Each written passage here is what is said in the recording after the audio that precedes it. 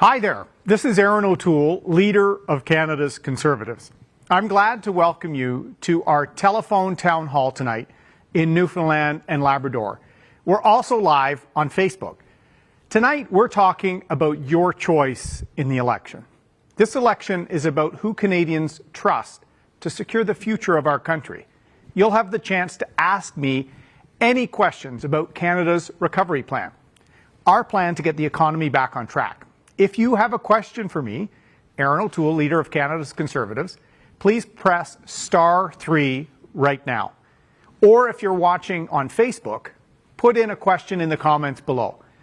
I want to be clear about this. We should not be having an election in the middle of a pandemic.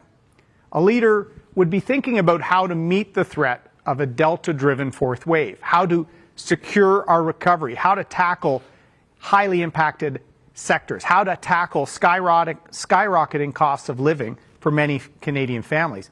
It's quite frankly reckless to be calling an election at this critical moment for no reason. Instead, Justin Trudeau is focused on one reason, his own narrow political interests.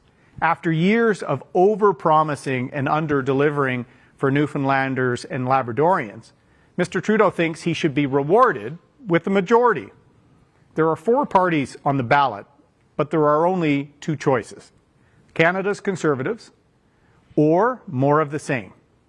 Together with the Liberals, the NDP and the Greens have an agenda of more borrowing, more debt, higher taxes, rising prices, and less opportunities for families in Newfoundland and Labrador.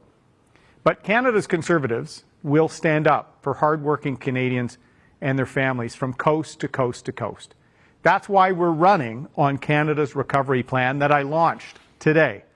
It's a plan to get Canada's economy firing on all cylinders, including in Newfoundland and Labrador. Our plan is, first, secure 1 million jobs in 1 year, those that we lost in the pandemic, helping kickstart the offshore in Newfoundland and Labrador. Second, accountability. We're going to introduce tough new anti-corruption laws to clean up the mess in Ottawa. Third, mental health, by implementing our Canada Mental Health Action Plan to help families hit in this pandemic. Fourth, the country needs to be more prepared. We'll build up our capacity to respond to future pandemics and threats. And finally, securing the economy by balancing the federal budget over the next decade.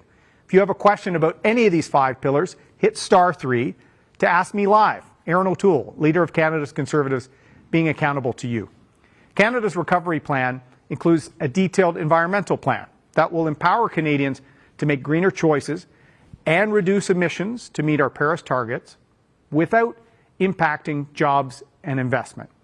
Canada's Conservatives will secure the future of communities up and down the Atlantic coasts. I'm looking forward to our discussion tonight. And as I said, if you have a question for me live, *3. Hit that right now. Or if you're watching with us on Facebook or on YouTube, provide a comment and we'll do our best to get to it. And the person that's going to be organizing this live chaos tonight is my good friend and MP Michael Barrett. Michael, take it away. Well, it's a real pleasure to join you tonight. As Erin said, my name is Michael Barrett, and I've served as the Member of Parliament for Leeds, Grenville, Thousand Islands, and Rideau Lakes, and I'll be your moderator this evening. And I'm incredibly proud to be part of your team, Erin, and it's so exciting now that we've had a look at Canada's recovery plan. Now, as those listening and watching will know, Erin was raised in Bowmanville, Ontario, with middle-class values of hard work and helping your neighbour. Before his career in politics, he served our country in the Royal Canadian Air Force and sailed with our Atlantic Navy.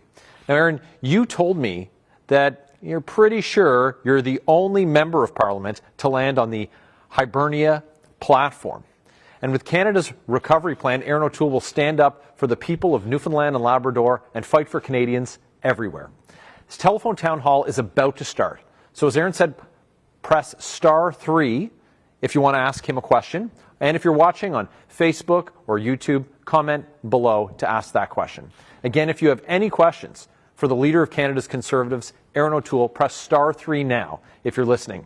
Now, if you're watching online, please enter a comment and we'll get to your question. So I'm going to start with one of our callers. We've got Mike from Sweet Bay, and Mike wants to ask about recovering the economy in Newfoundland and Labrador. Mike, you're live with Erin O'Toole now. Yeah, I'm just wondering if they have a plan for job creation in Newfoundland. We're in dire straits here. There's not much work. It's been terrible, and the road structure and everything here is really all our infrastructure is terrible, and there's no work, and there's no work ongoing. And I'm wondering if they have a plan to try to help us bring us back to what the rest of Canada is. Well, thank you, Mike. One thing I know, having served alongside Newfoundlanders and Labradorians in the military, proud, hardworking people, and want the opportunity to fulfill that. In fact, there's been thousands of Newfoundlanders going out west for opportunity to return home to help their family. That's the culture. Work hard, provide for your family and your community. And as Michael said, I served on HMCS St. John's, and I got to serve alongside some incredible people. Job creation and opportunity for all Canadians, including Newfoundlanders and Labradorians, is central. So here's what we're going to do, Mike. Our plan today, Canada's Recovery Plan, has a specific section called the Offshore Rebound Fund, a $1.5 billion investment to kickstart development in our offshore. Mr. Trudeau, Mr. O'Regan have completely shut down opportunities. We've seen thousands of jobs lost. There's an inability to get anything done in the offshore, even though this is an incredible resource, very low carbon emission energy from our offshore. We need to take advantage of it. It's 25% of the Newfoundland and Labrador economy. So we're going to kickstart confidence in that. So important for jobs, and it allows Newfoundlanders and Labradorians to be self-sufficient and get the economy moving. And the trickle effects, particularly in St. John's, are incredible. Second, I've talked directly within operators, with tourism operators in Newfoundland and Labrador. So important, showcasing the beauty of Newfoundland and Labrador and the great people. So we have a targeted program in our first pillar of our recovery plan to help the highest impacted sectors: travel, tourism, hospitality, restaurants. We're going to kickstart that job recovery for Main Street. We're going to help with employment opportunities. We're going to help those businesses get back on their feet. And finally, the fishery. When I was in Newfoundland and Labrador about a month ago, I visited Icewater in Arnold's Cove. Processing our fishery, both the inshore and the wider fishery, are critical for the economy. And we need to make sure Newfoundlanders and Labradorians have faith in it. And that's another thing. I got to work on fishery patrols on board HMCS St. John's. I've been on the Flemish Cap, on the Grand Banks. I know how hard Newfoundlanders and Labradorians work. We're going to have your back. Please check out Canada's Recovery Plan. And Mike, we've got a great team running in Newfoundland and Labrador.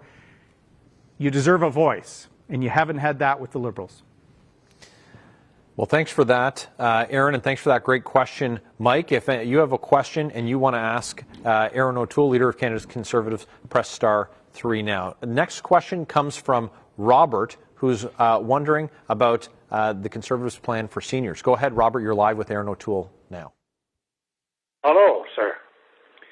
Yes, my name is Robert, and I'm just wondering what's going to come up for senior citizens. I mean, we're living on that fixed income, you can call, and we're only barely living. And, and no such things as a raise coming into us or anything like that. And a little bit of kind of pension, and been none of it kind of pension or old age pension since I got old enough to drive, right? So I was wondering what's coming in for the old age pension people.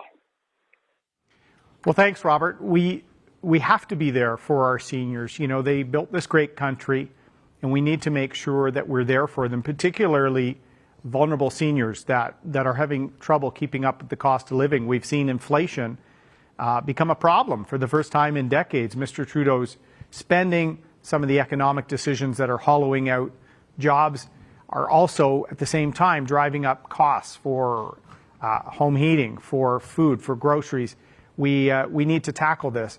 So we're going to have a few things. We're going to have the the Canada Senior Care Benefit, where we're going to work with families to make sure that they get some support, some direct support, if they're able to care for a parent in their home as part of an option to help families for senior parents over 70. We're going to make sure that cost of living and support is there for pensioners, particularly on income supports and other things. We're going to do that. We're going to have a GST holiday in December to make sure that we not only allow people to get out there and have a little more at a time at the end of the year when we're looking to come together. It will also have a benefit for bricks and mortar store, because it'll have to be a bricks and mortar purchase so that we can help the mom and pop operators. So Canada's Conservatives have a good track record, Robert, when it comes to supporting our seniors. We created pension income splitting. We brought in the tax-free savings account that helps seniors. We lowered taxes. We raised the basic personal exemption. We're going to give working Canadians a raise in the lower income levels. So we're going to be there, Robert, and I want you to know we're going to be a government that listens and always stands up for our seniors. Another great question. And if you have a question for Erin O'Toole, press *3 on your phone now. We'll also run a poll throughout this call. And if Canada's Conservatives can count on your vote on Election Day, press 1. If you're going to vote for another party, press 2. And if you're undecided, press 3. But tonight, if you'd like to ask a question to Erin O'Toole, press *3 on your phone now. Our next question comes from Joe, and Joe has a question about how divided our country is. Joe, you're live with Erin O'Toole now. Good evening, Mr. O'Toole, and thank you for your service in this country. My question is related to how divided our country has become. Years ago, the federal government used to be the entity that tied in all of our provinces, and right now it seems to be lacking in that respect. I'm wondering what your plan is to tie this country again together. Well, thank you, Joe. I think you're right. I've never seen the country more divided in my lifetime. In fact, think back to when the Conservatives were the government. We didn't have national unity crisis. The separation party from Quebec, the Bloc Québécois, was not an official party. There were no separation movements in Alberta or Saskatchewan. Now there are. And so we have a lot of people kind of losing faith in Canada, country I love and was proud to serve alongside some exceptional Newfoundlanders and Labradorians. So we're going to act to heal that. The biggest thing is respecting provincial jurisdiction and respecting the ability for a province to develop economic opportunities for its people, like the offshore in Newfoundland and Labrador. As Michael said, our Sea King helicopter, when I was in the Navy, landed on the Hibernia platform. We did that because we know the tragedies of the past, like the Ocean Ranger, so we always try to be familiar with the offshore rigs. Newfoundlanders, Labradorians work hard, not just in the offshore. They've done that out west in the energy sector too. They work hard in the fishery. And we need to make sure that provinces aren't being held back from an Ottawa knows best. Mr. Trudeau's done that with a number of bills that have not only hurt Alberta and Saskatchewan, they've hurt Newfoundland and Labrador. I also, a few months ago, Joe, said that we're going to fix fiscal stabilization. What that means is when a province has a steep drop-off on resource revenues, they shouldn't be overpaying into equalization. So we're going to offer an equalization rebate for provinces that were caught by that, and we're going to backdate it. So that will help Newfoundland and Labrador. It will also help some other provinces. And here's the kicker. All the premiers agree, but yet Mr. Trudeau hasn't acted. So we have to heal this great country.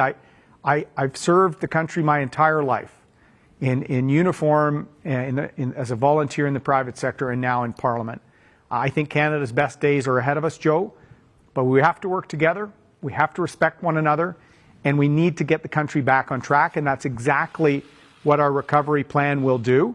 A detailed plan to get our economy surging in the right direction in all parts of the country, including Newfoundland and Labrador, for the outports, for the towns and cities.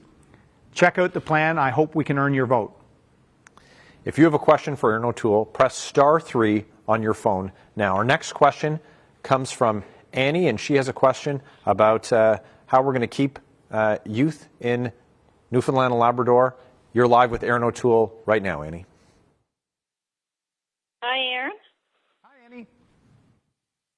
Yeah, I'm just wondering, I'm a grandma, and it always seems like we're listening to what the planning is, while, you know, things in the moment seems to be what's more urgent. There's nothing wrong with planning. I'm just wondering what is going to happen to the grandkids. I got a grandson who's already talking his own business in Newfoundland Labrador because Newfoundland's too beautiful to leave, Nanny. So I want to have a business. I mean, is something like that going to be possible down the road for our grandchildren? How hard is it going to be for young people of today that's being, you know, raised here in Newfoundland to be able to stay here? What's going to be done? It's utmost important, in my mind, to keep our young people here, to keep Newfoundland alive. Well, thank you for the question, Annie. And that's an issue all of Atlantic Canada always tell me about, is the worry that there's a lack of opportunities for their kids and grandkids. And Newfoundland and Labrador is beautiful, Nanny. I've been able to see a lot of parts of the province through my time in the military, including little outports like Francois on the Avalon, where we took the Lieutenant Governor of Newfoundland Labrador, a gentleman named Maxwell House at the time. I'll never forget that name because of the coffee. That's right. But we need to make sure there's opportunities. In fact, Atlantic Canada has great universities. And to think, you educate some of your best and brightest, and then they have to go west. So let's make sure we kickstart that. As I said, the offshore and making sure that rebounds, and we have an offshore rebound fund in our platform. But that has a trickle effect. St. John's has had tech and other companies sprout out for offshore, geo-tracking, that are derivative jobs from the investment in offshore resources. We have a plan here, Annie, that will actually provide a Rebuild Main Street tax credit to allow some Canadians to have a tax assist if they invest in the small business in their community. We have a fund that will actually provide a business loan for businesses within communities. We need to actually have more entrepreneurship, more small businesses, because those are opportunities for Canadians. 2/3 of Canadians work for a small or medium-sized business, not big businesses. So what can we do to stabilize things, to help them, to kickstart an economic recovery in all parts of the country? That's in our plan, Annie, and we want more people being able to stay, work, and raise their children, buy a home, and be part of the communities that they're from. They should have that option. So please tell your grandson to check out our plan, Annie, and we want him to have success in Newfoundland and Labrador. If you have a question for Erin O'Toole, press *3 on your phone now. We're also running a poll throughout this call. If you are going to vote for Canada's Conservatives on Election Day, press 1. If you're voting for one of the other parties, press 2. If you're unsure, press 3. Erin, I've got a question online, and this question comes from Janet. Janet says, what will you do for mental health in practical terms? Well, thanks, Janet. The third pillar of our recovery plan is Canada's Mental Health Action Plan. It is so important to our team that this is one of our 5 pillars. This is going to be a part of the pandemic that will be a challenge for our society for years to come. We've seen skyrocketing numbers of youth depression, anxiety, eating disorders. We have skyrocketing addictions. We've seen an alarming rise in domestic violence. We have to address some of the crises that we're having within our society. So we're going to invest. We're going to partner with the provinces. on mental health and mental health supports. But we're also going to go further. We're going to work with nonprofit groups on the ground. I've learned from my own time, Janet, as a veteran and a volunteer before I got into politics, sometimes the people helping need the most on the ground are volunteers. Nonprofits, Rotary clubs, veterans helping veterans, church organizations, others helping needs on the ground. So we're going to empower that with a granting program to give them more capacity to handle the surge in mental health challenges. We're going to partner with employers. We want to incentivize more employers to provide mental health supports, benefits, wellness packages. It's good for our country after COVID. It's good for the workforce. I've seen this with good employers who know it is. So how can we encourage more of them to do it and some of them that have it to enhance it? And finally, something our team has worked on, and Michael knows this, we've been advocating for 10 months for a national 3-digit suicide prevention hotline. We need all options to make sure no one feels forgotten. It's been a tough year for our country. I don't think there's a family that hasn't had a direct impact in their family or with their neighbors or their close friends. So let's show some leadership. And for me, this is personal. On mental health issues, I've worked on them since I left the military. And I've seen if you reduce the stigma, you get people the help they need, they can get on their path to wellness. And that's what our country needs to do after COVID.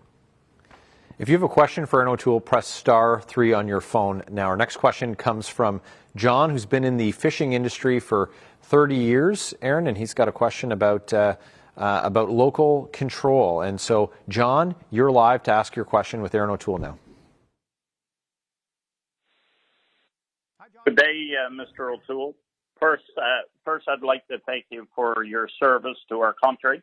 But getting to my question, what I'm wondering, I'm in Newfoundland. I've been involved with the fishery for 30 years now. One of the key points that I see that is a real holdback to the Newfoundland fishery, and unlike, other industries and whatnot, we've got a resource here unlike anything else, anywhere else on this planet. And we're really underutilizing it. My question is, would a Conservative government led by yourself consider and make it so that right now, most of our fisheries regulations and policies are developed and implemented by a federal government led by Ottawa? I think that this is a major stumbling block for us as a province. And would your Conservative government consider moving some more? I know we can't take it all at once, but would it consider passing back the management of our fishery resources back to the province, and in doing so, give it the ability and some of the funds that are used today to make it so that our decision-making can be done within our own province? Well, thanks for the question, John, and that's an interesting one. When I was in Newfoundland about a month ago, I was talking about this very issue with Clifford Small, our candidate in Coast of Bays, Central Notre Dame, who comes from a long line of fishing family, and he was a captain himself. And our candidate, Sharon Vokey, she's the one in Bonavista Buren Trinity that took me to the ice water processing plant. And constantly what they're hearing and what they're saying to us is DFO has lost sort of the confidence of the folks on the ground. And this is something that I think the federal government has to be attuned to, that when Ottawa is no longer trusted as a guardian of an important resource, or if Ottawa interferes with economic development in a province, you have to reestablish that confidence. And we want to do that. I saw that when I was a minister, and veterans were losing faith in the department of the federal government. They were suing the government that I was a part of at the time. I was able to at least temporarily resolve that and win back the trust. But there needs to be a reestablishment of trust and science and transparency with DFO. And this is something I heard repeatedly in Newfoundland Labrador I've also heard repeatedly in British Columbia and when I was in the Miramichi, actually. So we have to have fairness here. It has to follow the science, but we have to make sure that we reestablish that. So, John, that's kind of a yes. We will have regaining confidence by making sure Newfoundland Labrador, both for the inshore and the wider fishery, have confidence in the regulation. We have to make sure we preserve stocks, but we also have to have the balance. That includes the seal hunt and other things that factor into the whole environment. You know, that's why I respect traditional things like a humane seal hunt. It's part of the balance there to make sure that stocks can be replenished. So we're going to work with you, John, and I've met so many people, both on the boats and in the plants. At Icewater, they had pictures of some of their employees who'd been 30, 40, 50 years working for them. And that's hard work, and I'm going to stand up for hardworking families. You can press *3 now to ask Erin O'Toole a question. Also, throughout the call, we're running this poll. If Canada's Conservatives can count on your vote on Election Day, press 1. If you're going to vote for one of the other parties, press 2. If you haven't yet made up your mind, press 3. We have a caller who pressed *3 to ask their question to Erin O'Toole, and that's Justin. He has a question about Justin. Justin. Okay. Justin from Spaniards Bay, not not Justin from Papineau. From Papineau. Okay. So, Justin, you're live with Erin O'Toole now. Hello, Mr. O'Toole. Thank you for your service. I'm just wondering, what's the Conservative Party's plan to recover our offshore industry and create investment and interest in our natural resources, securing the future of generations to come? Well, thank you, Justin. Finally, a Justin that cares about the offshore in Newfoundland Labrador. No, I thank you for the question. As I said at the outset, Justin, I'm really proud of what our offshore industry has provided for Newfoundland and Labradorians. It allows that self-reliance that is at the core of the province. Yeah, an incredible history, an incredible, rich and proud people that work hard, and they want that opportunity. And what has been frustrating under Justin Trudeau and Seamus O'Regan, the province has been used as kind of a prop and has been held back. And so when we talk about the attacks on natural resources, many people think of just Western Canada. It's also hurt Newfoundland and Labrador. And not fixing fiscal stabilization, that's also hurt Newfoundland and Labrador. So we're going to give a boost. The Offshore Rebound Fund, which is in our new Canada's Recovery Plan, and Justin, you can check this out online. Go to the Conservative Party's website. It's all there. It's a $1.5 billion fund to restore confidence that's been eroding. In the last few years, we've lost thousands of jobs because of the uncertainty caused by Ottawa. When Mr. Trudeau says he's going to transition entire sectors of the economy, when we need jobs the most coming out of COVID, we're going to give that confidence back. And as I said earlier, the ripple effects across the entire Newfoundland and Labrador economy are profound. And this energy, this offshore, is some of the lowest intensity oil that's retrieved. The vision seen by John Crosby of allowing that reliance, and Hibernia is an example of that, is something that allowed some really good opportunity. And as I said, some of the startups we've seen in Newfoundland that have come as a result of that injection of jobs and investment, we need to kickstart that. We are the only party that wants to get all sectors of the economy back on their feet, all regions of the country back on the feet. Mr. Trudeau talks about building back better. That's who he thinks should be better. And going back to Joe's question, that approach, that Ottawa knows best approach, is dividing the country. It's making us less prosperous, and it's making us less relevant on the world stage. So, Justin, please check out our plan. If you have any questions, send us a note. We want to earn your vote.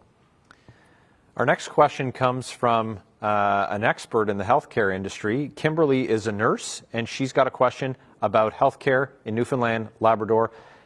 Kimberly, you can go ahead. You're live with Erin O'Toole now. Thank you. Hi, I'm a nurse in a long-term care home here in Newfoundland, and recently, since Christmas Day, that the government has come out with so many changes. We've lost nurses on the floor. We're working, doing double the work that we should be doing, and we've had another issue in the last few days. We've had a really hot weekend, and we have no air conditioning, no air exchanger. It was like you're talking about 28 degrees and a 70% humidity that we worked through all day. It's really tough. We're losing nurses. We just had a really nice nurse, a registered nurse, come with us, and she is leaving already due to some of the issues that we are facing at this long-term care home. It is not the care as we've seen in a lot of, there's no neglect or care. This is all concerning the cutbacks to the nursing staff, and I'm wondering what you, as if you become our new leader, are going to do about this. Well, first, Kimberly, thank you for your work over the last 15 months. Michael and I in our caucus have talked about just how heroic the actions of our nurses, our doctors, folks in the hospital, our PSWs in the long-term care sector. Thank you for being on the front lines. I know there's a burnout, there's a fatigue, and you just talked about losing a great colleague as a result of that. So let me say a few things, because obviously health is run provincially, but there is a role here for the federal government to be a partner, not a paternalistic overlord from Ottawa. It's about partnering. So today in Canada's recovery plan, our detailed plan to get the country back on track, we've said we will provide stable, predictable, and without condition healthcare transfers with a minimum of 6%. We also want to get the economy surging, and that will make that a minimum. So 6% increasing amount for the health transfer to the provinces. On top of that, we're going to have, as I said, some additional programs for mental health supports. So for some of the groups, and some groups are even working on that fatigue, on that increased mental strain on some of the folks on the front lines from the pandemic. And so if there are groups on the ground to help, we want to build their capacity. To use a military term, we want to be a force multiplier for groups who are already on the ground. We can just sometimes be a partner with a grant or funding opportunity. And finally, Kimberly, something that I know with respect to Newfoundland and Labrador has one of the highest proportions of foreign physicians who come to practice in Newfoundland and Labrador. I've talked about accelerating the recognition of foreign credentials, and I know this is critical to help us replenish the ranks and address some of the issues in the healthcare system and in the seniors and long-term care systems. So we're going to have a task force to accelerate a process that has been hard to crack over the last couple of decades, but we're going to bring the provinces, the unions, the associations, the bodies together to accelerate that, because we need immigration in Canada. We need to accelerate the recognition of credentials. It's good for our country, and it's so good for the fulfillment of people coming here to be able to work in the profession they've been trained in. So Kimberly, stay strong. Give my best to everyone you work with, and please check out our plan. We'd like to earn your trust as well. It's time for a government with a plan that's going to be focused on the needs of Canadians, not the needs of their friends. Our next question comes from Willis. If you have a question for Erin O'Toole, press *3 on your phone now.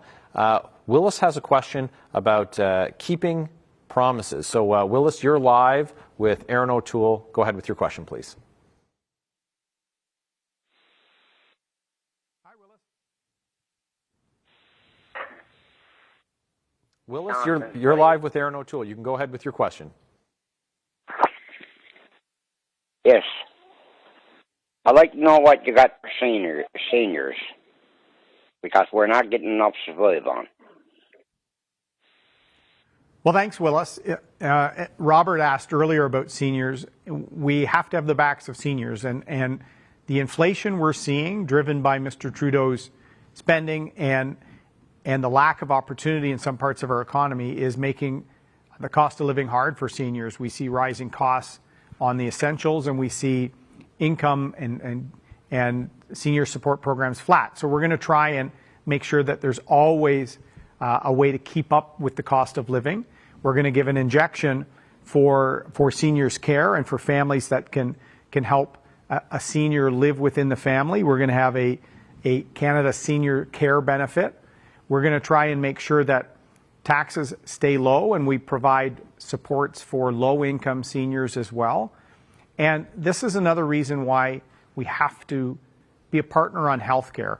Seniors obviously are at a point in their life that they draw more on the healthcare system. We just heard from Kimberly, the system's kind of at a breaking point in some parts of the country. So we want to come in as a partner. We want to increase spending on a predictable level that allows the provinces to address some of the needs from COVID.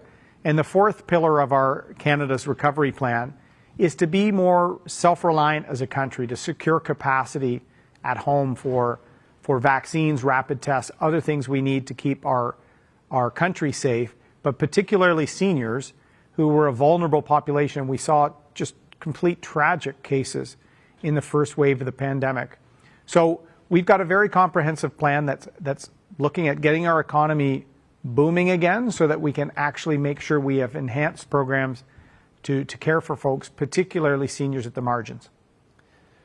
If you are going to vote for Canada's Conservatives on Election Day, you can press 1 now. If you're going to vote for one of the other parties, you can press 2. And if you're undecided at this point, you can press 3. Now, Erin, before we get to the next caller, I have a question. And during this last Parliament, I was honored to be asked by you to be the Shadow Minister for Ethics.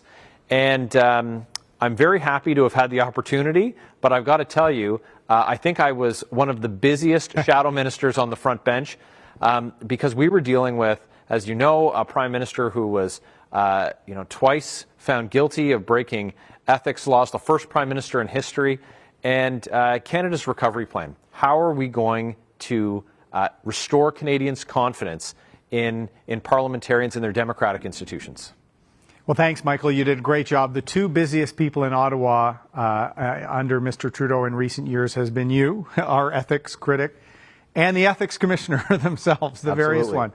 Mr. Trudeau has so many investigations. The latest report was called Trudeau 3. They have to number the investigations into Trudeau. It was Morneau 2 before he resigned. Unbelievable. And if you look at the cover-up of sexual misconduct allegations in the Canadian Armed Forces, the cover-up of what's going on with the Winnipeg lab and the Chinese, the scientists with connections to the Chinese state and the military.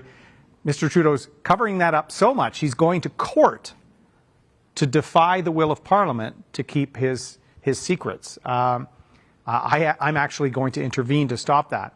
So there's been a culture of cover-up. There's been a culture of helping your friends get ahead with the We Charity scandal, as you showed. The Trudeau family and people close to the Prime Minister had been paid $500,000, and then the same group didn't register to lobby and then suddenly got an untendered contract to pay volunteers. I thought there was sort of a altruism of volunteering. So this was a made-up program to help the Friends of the Liberal Party. No question about it. So the second pillar of our plan, new anti-corruption laws. We need to restore confidence of Canadians in our system, more transparency, so there'll be no loopholes in the lobbying like we saw with We and other instances.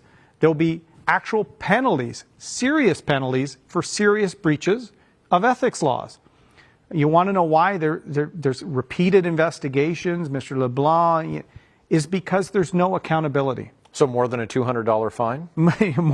more than the nuisance charge that is there now. And as I joked in Arnold's Cove at Icewater Seafood, we were at a fish processing plant. I said, with the ethical scandals, they say the fish rots from the head, right? The Prime Minister is leading the Liberal pack on ethical breaches. What does that say to our kids and grandkids when there's just constant cycles of investigations? So I think this is about restoring trust in federal institutions, from the Prime Minister's office to the Canadian Armed Forces. We've called for 6+ months for an independent investigation and independent complaints program for women serving their country that have not been able to do it free of harassment. So I think this is a time to restore trust. And as we said earlier, there's a lot of division, there's a lot of uncertainty out there right now. We need a strong plan, we need an ethical government, and we need a plan for recovery. Well, this is definitely a plan for recovery. Our next caller comes from James, and James has a question James is from Gander. It's a question based on his experience having served in the Canadian Forces. James, thank you for serving our country. You're live now with Erin O'Toole. Thank you, sir. I appreciate that. And hello, Mr. O'Toole. Hi, James. Sir, I just have a question on, and it's in respect with Veterans Affairs. I know our people that work at Veterans Affairs, they're doing an amazing job out there helping us veterans and stuff that have some troubles after our time in the service. And my question is that will a new government be hiring more staff to be working at Veterans Affairs to help expedite a lot of these backlog claims? Personally speaking, I have claims in now, and I'm waiting about 2 years. And there's other veterans out there that I know that are waiting longer. I know with the COVID situation, it's certainly disrupted the flow of a lot of things. But you got veterans out there that are hurting, sir. And I just wonder if something could be done to help expedite these claims and help out the veterans in need that served their country with pride. Well, thank you, James. Thank you for serving our country with pride, and I really appreciate what you've done for our country and your friends and comrades. And Michael served in the Canadian Armed Forces as well, and so we're both in your corner. If I become Prime Minister, I would be the first Prime Minister with military service since Lester Pearson. And I want to continue some of the work that I started when I was Veterans Minister. And the biggest thing, James, is all major claims should be resolved before you even hang your uniform up. We called it the gap between the Department of National Defence and Veterans Affairs Canada. We need to close the gap. And when people are, especially when someone's being released for a physical or mental injury from service, they should not be fully released until they have a case manager, they have their claims and benefits in place, and a transition plan. Because the goal is to get folks into a job, a training opportunity, a career as much as possible. Because I've talked to veterans. The biggest thing you lose when you leave the military is that purpose. And for some people, like I went to basic training at 18. Some people, I've met veterans that joined at 15, 16, 17 in reserve units, and then it's all they've known. They've never written a resume. So we need to make sure that we have almost a concierge service helping folks transition, and we don't release them until we have everything resolved. That then, James, would reduce the claims in the future down to a much smaller number because they're resolved. I've also seen, by us streamlining some of the approvals for hearing loss in some of the injuries that are very, very common in operational trades like the combat arms and the Navy and operators like pilots and navigators in the Air Force, let's accelerate those. Benefit of the doubt, getting to yes for the veteran was the term I used, so that we can then clear the consideration even more. I got wait times down as minister, but I was relentless in the pursuit. I brought veterans into my office. We had a SWAT team, and I made sure that we had a tracking system, and we looked at every case, not with a file number, a family name, because every case is a family. So we have a suite of programs. I think we need more support for mental health treatment. That's obviously where my background comes for my passion on mental health. Is I've seen firsthand if there's more options for someone with a mental injury or mental distress from service. If you give them options, get it to them quick, it can avoid family breakdown. It can avoid addiction or other issues that an untreated mental condition, mental injury can lead to. And I'm also very keen for Veterans Affairs, wherever possible, to partner with veteran organizations. I helped create one. I've worked with great ones, Wounded Warriors, others, combating homelessness, a whole range of things, building that capacity, the force multiplier that I talked about earlier, James. And when I was in Gander, at the end of my day, I got together for a beer with a military buddy of mine who lives in Gander. Lots of folks there, and I also got to see that piece of steel from the Twin Towers at the airport in Gander. We'll never forget what that community did on 9/11. I was on duty that day on 9/11, and in Halifax they took some aircraft as well. But the outpouring in your community, the come from away story as we know it now, but is incredible. It showed our country at its best. So I've got one question for you folks before we take another question for Erin O'Toole. If you plan to vote for the Conservative Party and Erin O'Toole in the next the election on election day, press 1 now. If you're going to vote for one of the other parties, press 2. And if you're still undecided, press 3. Our next question comes from Kevin, and he's got a question about the federal budget. Kevin, you're live with Erin O'Toole. Go ahead with your question. Thank you, and thank you for your service, Mr. O'Toole. Well, I guess I'm really concerned with, the unprecedented amount of borrowing. I guess specifically around COVID-19, but even prior to that, the amount of borrowing in the country, provincially and federally, is really concerning to me because, ultimately, my daughter, my kids, her kids will eventually have to pay for that. So is there a plan in your platform to rein in spending at all, or how are you going to manage the budget and more specifically reduce the amount of borrowing that's happening at this time? Thank you for the question, Kevin. And, Michael, one thing I love about Newfoundlanders and Labradorians, you notice how so many people thanked me for my service. Absolutely. Yeah. And we just talked to James. I thanked him. Newfoundlanders and Labradorians historically have served at very high proportion per capita. And of course, Canada Day also marks the day where we remember the loss for the Newfoundland Regiment and the Forget-Me-Nots. So there's such a culture of that remembrance in Newfoundland. It's amazing. So Kevin, you're 100% right. Before COVID, let's look before the crisis. Mr. Trudeau ran a major deficit every year. I think his last one was about $36 billion pre-COVID.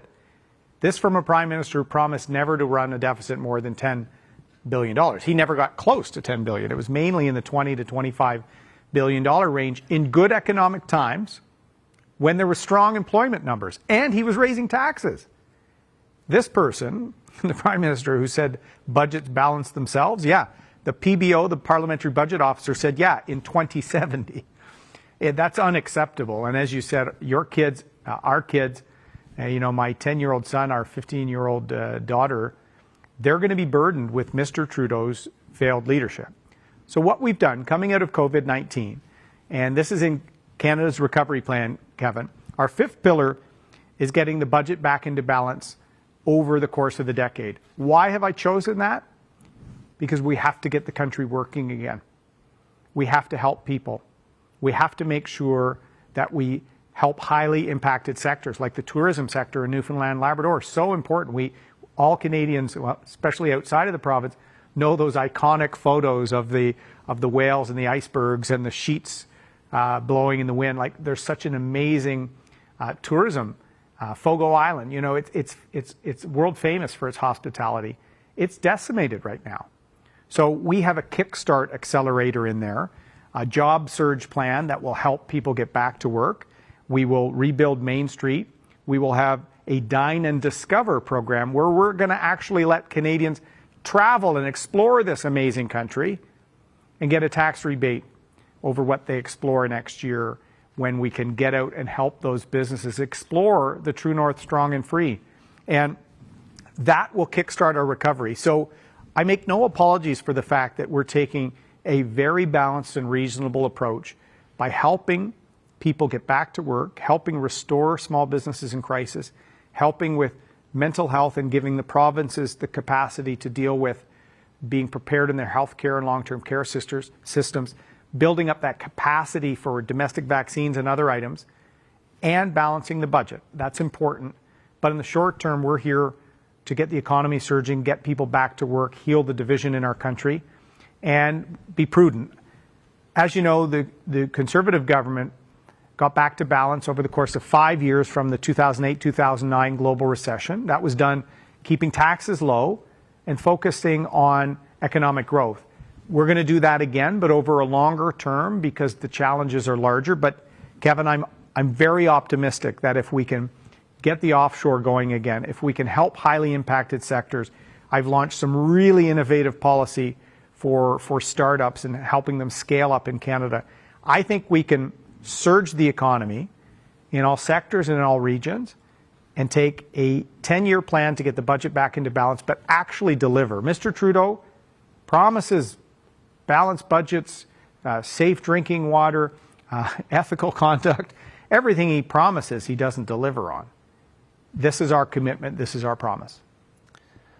So let's squeeze in a question from Jerry asking about equalization. Jerry, you're live now with Erin O'Toole. Good evening, Mr. O'Toole, and thank you again for your service and for taking the time to engage in conversation with us this evening. My question is there any hope in the near future of Canada's equalization payment formula being reviewed and changed so that the province of Newfoundland and Labrador can receive substantially more funding than it does at present, which is no funding or, at best, very little? Thank you, Mr. O'Toole. Thank you very much, Jerry, for the question. As I said earlier when I talked to Joe, we've got a divided country, and we've got to restore faith in our Confederation.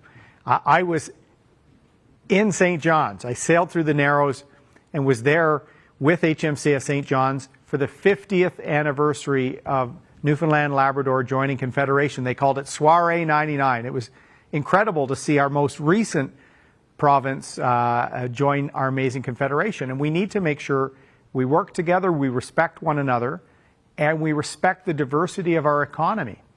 And so what I announced when I was in St. John's about a month ago, Jerry, was fixing fiscal stabilization and providing an equalization rebate by backdating the changes to make sure that the resource revenue drop-off that Newfoundland and Labrador experienced, Alberta experienced, Saskatchewan experienced, is addressed. It's unfair when there's a massive drop in revenues for a province for the old calculation for equalization to amount in them overpaying. So all the provinces agree that that needs to be fixed by fixing fiscal stabilization. I will deliver that as Prime Minister. As I said earlier as well, the Offshore Rebound Fund, our $1.5 billion commitment, is focused at getting the offshore back rolling because it is a quarter of the Newfoundland and Labrador economy. This is something Mr. Trudeau likes to ignore when he says he's going to transition those sectors. That means transitioning thousands of family jobs. We think these are great jobs. We think these allow Newfoundlanders and Labradorians to be self-reliant, to have ripple effects throughout the entire province. And so part of my goal, having been a Prime Minister that would have lived in many parts of the country through my military service, I didn't live in Newfoundland Labrador, but as I said, I had some incredible experiences having served on her ship in the Royal Canadian Navy and serving alongside exceptional folks from the province.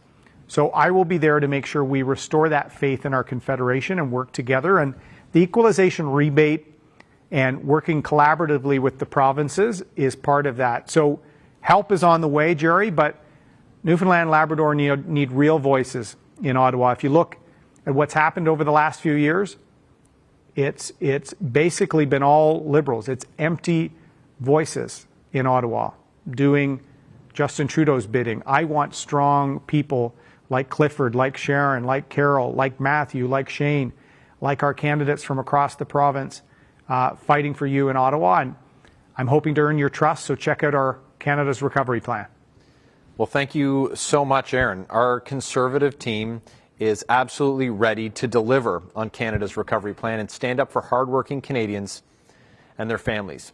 If you do not have a chance to ask your question tonight, please stay on the line and leave a message for our staff, or leave your question in the comments below if you're watching online.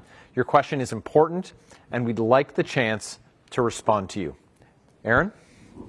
Thank you. You know, I was there in Newfoundland Labrador a month ago, Michael, and I was forgetting what my friends and colleagues on the ground there called the Liberal MPs, because they're basically not seen, and they haven't been fighting. And as I said, they feel the offshore and other sectors are under attack. They've called them the Silent Six. Wow. The Silent Six. There's Jack Harris is the seventh, but he's retiring. I want 7 strong voices. I want to see strong representation for the Conservatives in Ottawa from Newfoundland Labrador. And I think if you see what we've talked about tonight, we have a plan, Canada's Recovery Plan. We have an incredible team, and we want to earn your trust. We will be there on the ground, but this has been great to talk to thousands of people tonight.